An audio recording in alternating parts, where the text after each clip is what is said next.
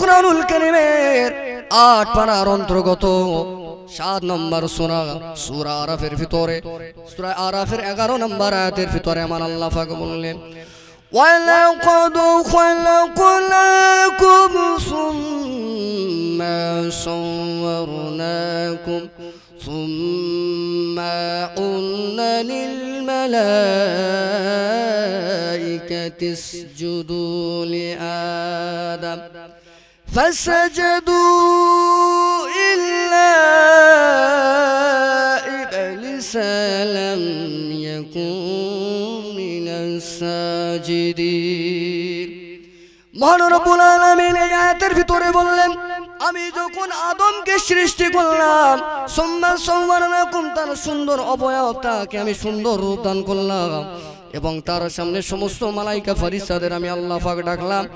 সমস্ত মালাইকাদের আমি আল্লাহ পাক আদেশ করলাম ও আমার মালাইকা ফেরেশতারা আমি আল্লাহ পাক তোমাদেরকে আদেশ করলাম আমার এই আদমকে তোমরা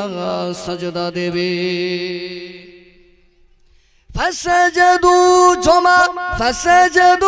সবাই সাজদা দিল সবাই আল্লাহর হুকুম সেদিনে মেনে নিল সবাই বলতে আল্লাহ পাকের तमाम কোটি কোটি লক্ষ লক্ষ ফেরেশতারা সেদিনে আদম আলাইহিস সালামকে সাজদা দিয়েছে কেবলমাত্র ইল্লা ব্যতিক্রম ইবলিস সেই ব্যক্তি সেখানে আল্লাহর হুকুম মেনে আদমকে সাজদা দেয়নি ফলে আল্লাহ পাক বললেন সে লাম ইয়াকুন সাজিদিন সেই ব্যক্তি সাজদাকারীদের অন্তর্ভুক্ত হলো না আর ইবলিস যখন আমার একটা হুকুম মানলো না অর্থাৎ আদমকে সাজদা দিল না আদমকে সিজদা দিল না আমি আল্লাহ এটা তার রব আমি রব তাকে হুকুম করলাম এই ইবলিস তুমি সাজদা করো ইবলিস সেদিনে আদমকে সিজদা না করার কারণে আমি আল্লাহ পাক আমি আল্লাহ তাআলা ওই ইবলিসটাকে চিরদিনের মতন শয়তান ঘোষণা করে দিলাম ও মুসলমানরা এবারে বুকে হাত দিয়ে বলুন আমাদের ওয়াসনের বয়স 10 বছর ওয়াসনের বয়স 20 বছর 30 বছর 40 বছর হয়ে গিয়েছে এখনো মুসলমান আমাদের সমাজে রয়েছে কিছু সংখ্যক মুসলমান ব্যতীত গ্রামে 2-10টা মানুষ ব্যতীত 80% মুসলমান মসজিদে আযান হয়ে গেলে আমার আল্লাহ সাজদা করে না কোন মানুষ এমন হয়েছে সিজদা না করে কবরে চলে গিয়েছে কোন মানুষ এমন হয়েছে সারা জীবন বছরে 2 বার দুটো ঈদের নামাজ পড়ে আবার এমন মানুষ রয়েছে জুম্মার দিনে শুধু সপ্তাহে একবার নামাজ পড়ে আর 5 ওয়াক্ত নামাজের সংখ্যা হলো কম মুসলমানেরা এবারে বলেন শয়তান একটা সাজদা না করার কারণে যদি শয়তান হয় আমরা 40 বছর 50 বছর 60 বছর 70 বছর আল্লাহর হুকুমে নামাজ না মানার কারণে আমরা কত বড় শয়তান হয়েছি এজন্য আল্লাহ কুরআনুল কারীমের ভিতরে বললেন শয়তান 2 প্রকার ওই ইবলিস শয়তান ও যেমন একটা শয়তান ওর বংশপালা আছে ওর একটা বংশপালা রয়েছে শয়তান আল্লাহ পাক পবিত্র কুরআনুল কারীমের 30 পারা শেষ 30 নাম্বার শেষ আপনার 30 পারা শেষ সূরার নাম হলো সূরা নাসের শেষ আয়াতে আমার আল্লাহ বললেন মিনাল জিন্নাতি ওয়ান নাস শুধু জিনেদের ভিতরে ইবলিস শয়তান নয় এই মানুষদের ভিতরেও শয়তান রয়েছে অর্থাৎ যারা নামাজ না পড়বে এই আয়াতের ব্যাখ্যা দৃষ্টিকোণ থেকে আসে এরাও কিন্তু ওই শয়তানের উত্তরসূরি বলে এত জলসা চলে গেছে নামাজি বাড়ছে কম নসিহত হচ্ছে আমাদের সমাজে পবিত্র কুরআনুল কারীমের ভিতরে আমার আল্লাহ বললেন আমার 2 নাম্বার তেলাওয়াতকৃত আয়াত আল্লাহ বললেন ফাযকুরুনি আযকুরুকুম ওয়াশকুরুলি ওয়ালা তাকফুরুন আমার আল্লাহ পাক আয়াতের ভিতরে বললেন বান্দারা তোমরা যারা আমি আল্লাহ পাক আমাকে রব বলে মানো মালিক বলে মানো আল্লাহ বলে মানো আমি আল্লাহ পাক তোমাদের জানিয়ে দিয়ে দিলাম আমার দুনিয়া আমার খাবে পড়বে আমার ডিউটি করবে চাষ করতে গিয়ে হাটে বাটে মাঠে ঘাটে কলকারখানায় কলেজ ইউনিভার্সিটিতে তুমি যে জায়গায় থাকো না কেন আমি আল্লাহ পাক আমার তুমি স্মরণ করবে বান্দা তুমি যখন আমি আল্লাহ পাক আমাকে স্মরণ করবে আমি আল্লাহ পাক তোমার জন্য সুসংবাদ দিলাম ওয়াশকুরুনি ওয়ালা তাকফুরুন আমি আল্লাহ পাক আমি আল্লাহ নিজেই তোমাকে স্মরণ করব বলুন সুবহানাল্লাহ আর জোরে বলুন সুবহানাল্লাহ ও মুসলমানেরা আজ আমরা আল্লাহর স্মরণ করি না আল্লাহ নিজেই বললেন বান্দারে দুনিয়ার জমিনে তুমি কোন নেতার কাছে যাবে তাকে ডাকবে ডেকে ডেকে হয়তো তুমি পাবে না তার স্মরণ করবে একাধিকবার তার বাড়ি যাবে তুমি নাও পেতে পারো বান্দারে তোমার মা বাপকে তুমি বারবার ডাকতে পারো বান্দা তোমার ডাকে তোমার মা বাপ সাড়া না দিতে পারে বান্দারে গভীর রাত্রিতে তুমি যখন কাজে কর্মে থেকে বাড়িতে চলে আসবে ঘরের দরজায় তুমি তোমার বিবিকে বারবার স্মরণ করবে দরজায় ডাকবে হাত দিয়ে তোমার বিবি জনমের ঘুম ঘুমাবে খেয়ে বান্দারে তোমার ডাকের নাও সাড়া দিতে পারে আমি আল্লাহ জানিয়ে দিয়ে দিলাম দুনিয়ার জমিনে যখন যে প্রান্তে যে জায়গায় আমাকে রব বলে মেনে নিয়ে আমি আল্লাহ আমার হয়ে গিয়ে আমার ডিউটি আদায় করে বান্দা তুমি যখন আমাকে ডাকবে তোমার মা ডাকে না সাড়া দিলেও বিবি না ডাকে সাড়া দিলেও গ্রামের মানুষ না সাড়া দিলেও তাদের সাড়া দিতে দেরি হবে কিন্তু আমি আল্লাহ পাক আমার সাড়া দিতে দেরি হয় না বলুন সুবহানাল্লাহ আর হুজুরি বলুন সুবহানাল্লাহ আজ আমাদের ভিতরে এই জিকির এই জিকিরের একাধিক অর্থ রয়েছে এই জিকির মানে শুধু লা ইলাহা ইল্লাল্লাহ জিকির নয় জিকির মানে আল্লাহর ইবাদত করা প্রতিটা কাজে আল্লাহর স্মরণ করা প্রতিটা কাজে মসজিদে মুয়াজ্জিন সাহেব আল্লাহর স্মরণ আযানের মাধ্যমে ঘোষণা দিচ্ছে 5 বার নামাজকে বলো না কাজ আছে কাজকে বলো আমার নামাজ আছে নামাজকে বলো না কাজ আছে কাজকে বলো আমার নামাজ আছে নামাজ বিনে পরো পারে কি জবাব দেবে তুমি আল্লাহর কাছে ফজর কাটে ঘুমের ঘরে জোহর কাজে কাজে আসর কাটে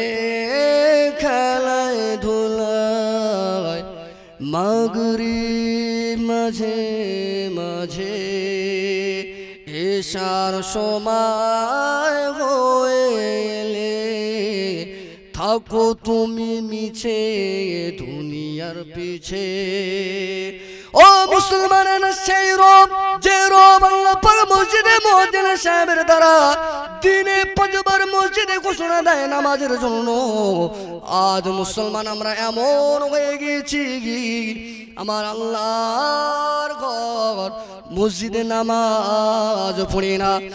আল্লাহ নবী আল্লাহ পাককে স্মরণ করেছিল তামাম সাহাবায়ে কেরামের আল্লাহ পাককে স্মরণ করেছিল আমাদের পীর ও মাশায়েখ ফুরফুরা জমিনে শুয়ে আছেন দাদা হুজুর পীর কেবলা রাহমাতুল্লাহ আলাইহি আল্লাহ পাককে স্মরণ করেছিল তারা আল্লাহকে স্মরণ করে করে দুনিয়ার জমিনে নিজেদেরকে এমন বানিয়ে ফেলেছিল যখনই তারা আমার আল্লাহ পাকের কাছে যে কোনো বিষয়ে যখন হাত তুলেছিল দোয়া চেয়েছিল মুসলমান তাদের জবান দিয়ে বলতে দেরি হয়েছে আমার আল্লাহর কবুল করতে কোনো সময় লাগেনি সুবহানাল্লাহ এই জন্য আল্লাহ বললেন ফাযকুরুনি আযকুরুকুম ওয়ালা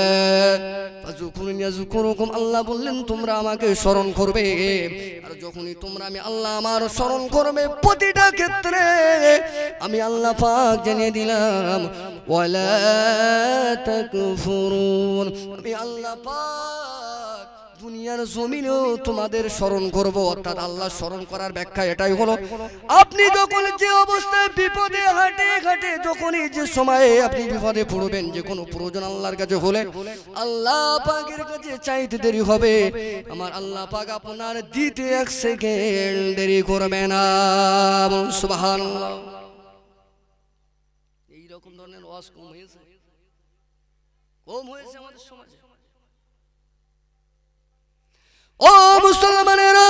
নবী হযরত দাউদ আলাইহিস সালাম, আপনারা নাম শুনেছেন। আল্লাহ নবী দাউদ আলাইহিস সালাম তানার জামানায় তানার কওমবাসীদেরকে বললেন, এ আমার কওমবাসীরা, আল্লাহর জমিনে আল্লাহর ইবাদত করবে, আল্লাহ ছাড়া অন্য কারো ইবাদত করবে না। যুগে যুগে আল্লাহ নবী পাঠিয়েছিলেন, রাসূল পাঠিয়েছিলেন মানব জাতিকে হেদায়েত করার জন্য, সঠিক পথে আনার জন্য। ওই জামানায় যে সমস্ত মানুষেরা আল্লাহর নবীদের কথা মেনে নিয়েছে, জিন্দেগি আল্লাহর নবীদের কথা অনুযায়ী গঠন করে নিয়েছে,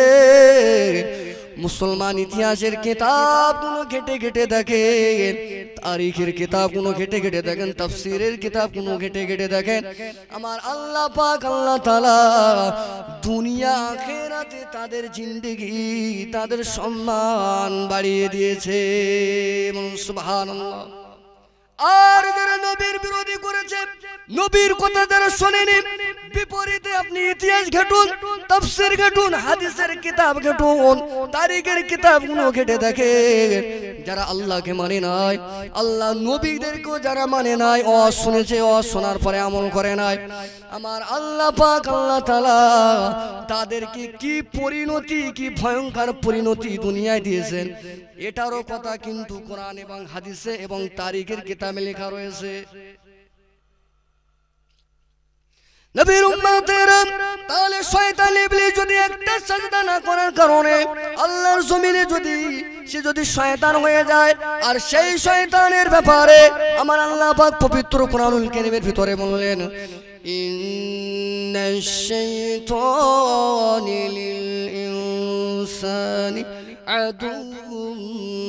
মুবিন। এ আমার বান্দা বান্দীরা, ওই শয়তান এমন একজন শয়তান, বান্দারা, ওই শয়তানকে আমি আল্লাহ শয়তান বানিয়ে দিয়েছি। আর ওই শয়তান তোদের দুনিয়ার জমিনে তোদের ঈমান আমলের শত্রু, তার থেকে তোমরা বেঁচে থাকবে। আর যদি তোমরা বেঁচে না থাকো, ও নিজে জাহান্নামে যাবে আর তোমাদের জাহান্নামে নিয়ে যাবে। কিয়ামতের ময়দানে, মাশারে কঠিন দিনে শয়তানকে আমার যখন বিচার হবে, আল্লাহ বলবে, বান্দা নামাজ পড়েছিলে? আমি বলবো না। কেন পড়োনি? না, আল্লাহ শয়তান ইবলিস আমার ধোঁকা দিয়েছিল। আল্লাহ পাক আমার আপনার উপরে সেদিনে জুলুম করবে না, সঙ্গে সঙ্গে শয়তান ইবলিসকে ডাকা হবে, শয়তান ইবলিসকে ডেকে আপনার সামনে যে দাঁড় করিয়ে দেবে। আল্লাহ পাক শয়তানকে বলবে, এ শয়তান, তুমি নাকি দুনিয়ায় ব্যক্তিটাকে নামাজ পড়তে দাওনি, তুমি নাকি এই ব্যক্তিটা নামাজ পড়বে বলেছিল, নিয়ত করেছিল, তুমি নাকি একে বাধা দিয়েছিলে। শয়তান বলবে, আল্লাহ পাক ওর সঙ্গে কে বলেছে? ওই সময় শয়তান আল্লাহ পাকের সঙ্গে ওই ব্যক্তিটা বলবে, আল্লাহ এই ব্যক্তি তো আমাকে বলেছে। তখন আল্লাহ পাকের সঙ্গে শয়তান উত্তর দেবে, আল্লাহ ওকে একবার জিজ্ঞাসা করেন, ওরকে আমি হাত ধরে বারণ করেছিলাম যে মসজিদে যাস। আচ্ছা বাবু, আমরা যারা নামাজ পড়ি রে, মসজিদে আজান হয়ে গেলে শয়তানকে আমাদের হাত ধরে এসে বলে যে নামাজ পড়া যাবে না, না বলেছে? তাহলে যে শয়তানের চক্রান্ত দুনিয়ায় দিয়ে আমি আপনি কাটিয়ে দেব ভাবেন মুসলমান, এই শয়তান হাসরের ময়দানে, কঠিন হাসরের দিনে আমার আল্লাহ পাকের সামনেও যুক্তি খাড়া করে আমাকে আপনাকে সেদিনে জাহান্নামে নিক্ষেপ করে দিয়ে চলে যাবে।